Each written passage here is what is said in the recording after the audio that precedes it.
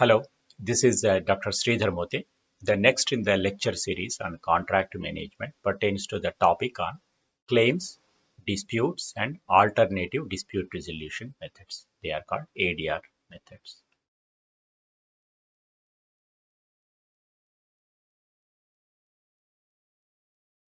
I've been teaching this contract management as a subject in various teaching and training institutes as a visiting faculty.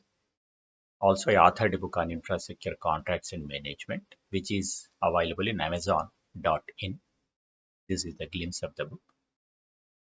Covers various topics on contract management pertaining to infrastructure contracts.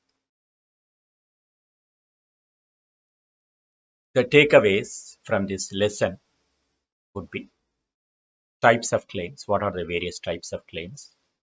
What are the causes of disputes and avoidance measures? How to substantiate the claims and documentation? Dispute resolution procedure. Alternative dispute resolution methods, popularly referred as ADR methods. What are they? Also, advantages of arbitration as ADR method. When we deal with the claims and disputes, we have to understand that claims in construction contracts are inevitable. They are bound to occur. It is an irony to note that Indian construction industry is presently facing litigations of around rupees 1 lakh crores worth of claims. It shows the sad state of affairs. The more number of claims and unresolved litigations will show that they ultimately affect the growth and harmonious growth of industry is affected by such litigations. Major chunk of disputes are delay claims and prolongation claims. Maybe there can be claims on liquidated damages also defending on the liquidated damages, EOT related issues, variations and extra items. In EPC contracts specifically, quantum merit cases, we will see what are the types of quantum merit claims and valuation methodologies next. There can be claims pertaining to damages for contractual defaults also. Now, if the types of claims are analyzed, there can be 5 types of claims. First types of claims are contractual claims. They arise and they arise out of the express provisions of the particular contract. They are contractual claims. Say the claims regarding to liquidated damages, which are provisions of the contract, and there is an extra item. The valuation method is given in the contract. Claims pertaining to such contract provisions are called contractual claims. Second type of claims are extra contractual claims. These are not as per the contract, but based on the law applicable for the contracts. They are called based on the law claims, common law claims. Third type of claims are categorized as quantum merit claims. Means merit. It is not a merit, merit. It is a Latin word. Claims have merit. Definitely, they are extra scope of work in an EPC contract, but no valuation methodology is agreed. No price has been agreed. So, quantum is disputed. Merit is agreed. There can be claims which are called ex gratia claims, sympathy or mercy claims. There is no legal basis, but only out of commercial relations between the parties, uh, they are claimed as a goodwill gesture, but no legal basis. When claims are made by one party, the opposite party may raise the claims against the claimant. Such claims are counterclaims. Claims, counterclaims. What are the causes? The likely causes for the disputes is variation in data information supplied or assumed during the bidding process or in the tender. There can be execution delays in handing over of the site and work fronts by the owner. There may be cases of late supply of drawings, decisions, and approvals. There may be disruptions and disturbance by unjustified instructions from the owner. Employers' defaults like delayed payments. There can be deviations in scope variations, non-approval of rates for variations. violation of contract conditions by both the parties. Either it can be by owner or by the contractor also.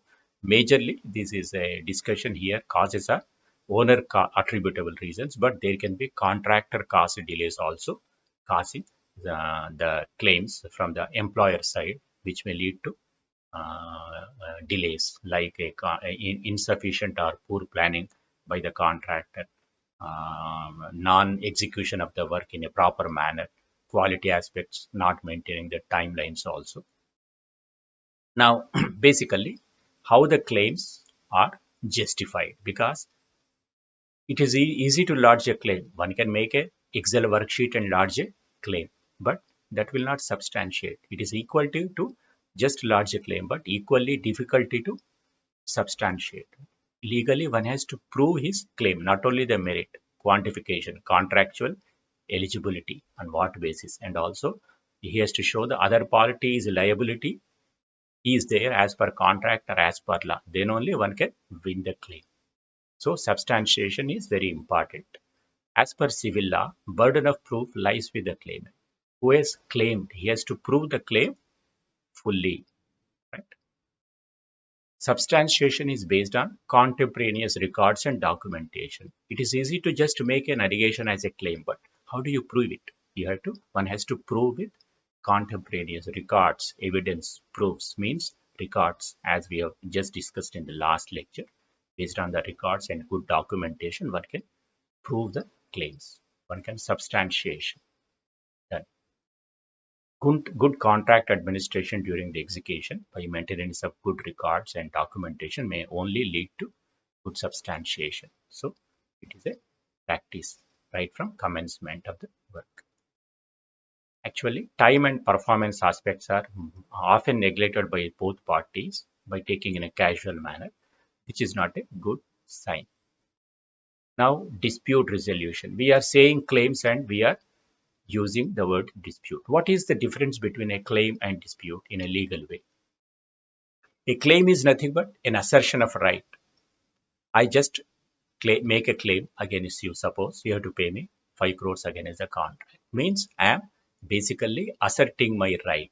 So it is a demand of money. So assertion of right is a claim. When a claim is rejected or challenged or disputed, it becomes a dispute. I raise a claim of 5 crores. You said nothing is payable. There is a dispute of 5 crores. If you say only 2 crores is admitted among 5 crores claim, so 2 crores is admitted, 3 crores is disputed. A dispute arises when a claim is rejected or challenged. Now, before invoking dispute resolution, it is inevitable that one has to establish a dispute. Suppose one is repeatedly making a claim, other party is silent. It is better to establish a notice by giving a proper notice. And again, it is imperative to that one has to read the contract document fully and understand the dispute resolution procedure in the contract. There can be some distinct steps given in the dispute resolution clause under the agreement. So one has to understand the dispute resolution procedure and follow the steps one by one in a systematic manner, exhausting the remedies given one by one. There can be some notice requirements under specific classes. One has to follow all such classes, steps scrupulously.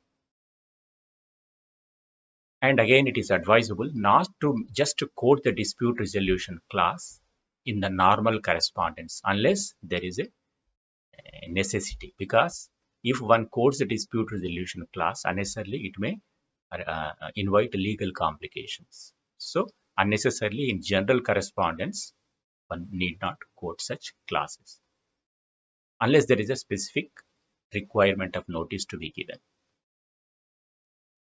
Now, ADR methods. What are ADR methods? Alternative dispute resolution methods. What are alternative to what? Means normally in a civil contract, if any dispute is there, one will go to court of law, competent court, to redress his dispute. Right now, already court system is blocked with so many cases. There are around more than 3.5 crores cases pending in various courts, right from taluk, municip courts to Supreme Court. So for every petty civil contract, if the matter goes to court, the court system will be blocked. So without going to court, there are certain alternative to court cases, court litigation. They are alternative dispute resolution methods. Say some of the alternative dispute resolution methods, ADR methods, for the construction contracts mostly followed, like arbitration or conciliation, have legal sanctions, means they are legally recognized. So the award or settlement under conciliation are equivalent to court decrees. So without going to court, I am getting the court remedy, means court order. So that is the advantages. So some of the ADRs we will see next have legal recognition. Dispute E means, as we have already seen, it is any disagreement arising due to difference of opinion, interpretation, or conflict of interest of parties. Of course, if dispute not addressed properly, it will result into a serious conflict. Any type of commercial disputes arising out of business commercial transactions can be sought to be redressed by suitable ADR methods. We will see what are the various types of alternative dispute resolution ADR methods. Arbitration. This is a process by which a disputes are referred and judicially determined with binding effect by application of law. Means the disputes are referred to some arbitrators or arbitral tribunal, which is just like a private judge court formed by private judges, means the judges as arbitrator appointed by the parties, and these are legally judicially determined, means following some legal principles, following some technicalities, and as per contract terms and conditions. These are judicially determined with binding effect, means the arbitral award is equivalent to a court degree as per CPC provisions by application of law by one or more persons called arbitrators, and it is called an arbitral tribunal instituted by a court of law. And the arbitral judgment, which is called an arbitral award, is equivalent to a court degree as per civil procedure code procedure. Means without going to court through arbitration, I am getting the same effect as a court degree. So that is the advantage of the arbitration. Mediation is a technique. It is a structured negotiation, means parties will talk to each other, negotiate with each other in presence of a third party who is a elderly, a respectable third party. Before the third party, parties will negotiate to arrive for a settlement. That is a mediation. And if the settlement is there, good.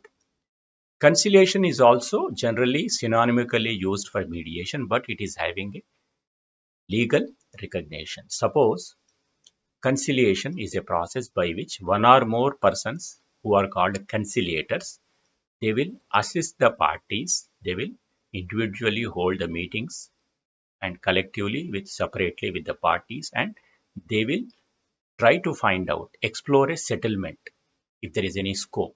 And if that settlement is agreed between the parties and signed by the parties and the conciliators as per the Conciliation Act, then that is called a conciliation deed, conciliation settlement.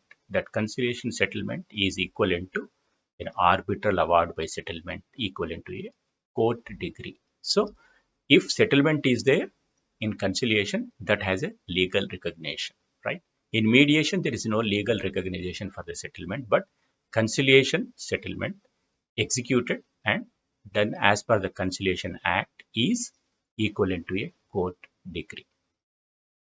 Expert appraisal is such an area where an expert is appointed to investigate and decide who will give a non-binding opinion. What will be the outcome? So based on that opinion, parties may try to arrive at a settlement. A mini trial is also a method in which each party from both the parties, senior executives will sit and hear their side in charges, so that based on the feedback, they will try to arrive at a settlement. Early neutral evaluation. This is also a type of expert opinion, a third neutral party will give a binding reasoned evaluation. Suppose both parties are at loggerheads. Seeing the cases, he will give his opinion after some years what will happen. And ultimately, arbitrator or court, what they will decide based on the merits of the case. Based on that, the parties can arrive at a settlement. When a ADR is combined with arbitration, say first mediation, then arbitration, or conciliation and arbitration. So when arbitration is combined with another ADR, then it is hybrid arbitration. Mostly in World Bank aided projects and important other projects, there is a DRB provision, Dispute Review Board or a Dispute Redressal Board, popularly referred as DRB. This DRB is a technical body consisting of one or more members who are technically qualified, mostly say retired chief engineers in the same department. This DRB will make periodic visits during the execution, and they hear the disputes and they give their opinions as a form of recommendations. They are not binding, they are only recommendations based on which the parties can try to settle their disputes. Basically, the best form of ADR is negotiations. Parties having direct negotiations with each other, which is a simple and effective ADR process. Negotiation, direct. Now, arbitration is a legal process. Suppose the salient features of arbitration, the advantages are, if you go to the court, we cannot appoint the judges, right? And in a court, one has to follow the civil procedure code procedure. You cannot speak to the judge directly. You have to engage a lawyer. But arbitration is just like a private court with judges as arbitrators appointed by the parties, and the parties have control on the arbitration procedure, where to sit, and arbitrators are appointed by the parties. By mutual agreement, the parties can decide the procedure. What is the procedure to be followed? There is no CPC procedure for arbitrations. One can agree that, okay, we will give statements. Likewise, we will make an oral arguments. Daily, we can conduct the hearings, and where one can sit, you can just sit in a small room also and make the arbitrators to sit there. What are the law applicable for the arbitration? What is the process to everything? What is the fees to be paid to the arbitrators? Everything parties can agree. So arbitration is process is in the control of the parties. Compared to court, the process is very speedy, cost effective and simple, and parties have control. So again, the judgment or the arbitrators, what the judgment they give is called arbitral award, is equivalent to the court degree. Means it is having a same statement. If you go to a court will hear the case and give the judgment that is binding as a court degree. Equally, arbitration award also equivalent to a court degree for enforcement. So without going to court, through arbitration, one can have the same effect. So arbitration is a legal process, simple, control of the parties. That's why it is a popular form of ADR, mostly followed. Arbitration, for everything there is a law. Contracts are governed by contract law. Likewise, arbitration is governed by the Arbitration and Conciliation Act 1996, which is amended in 2020, 15, 19 and 21. We will study in the next topics the Arbitration Act in detail. And also this Arbitration Act deals with Conciliation Act also. For any support or help in management of infrastructure contracts, you can reach me at this email ID. Thank you. Please keep watching this YouTube channel for various topics, lectures on contract management. You can also subscribe and popularize this channel. This handle for this, you can just directly type in YouTube search @Infra Contracts Guru. That is the handle of this YouTube channel for accessing the channel. Thank you all. Thank you.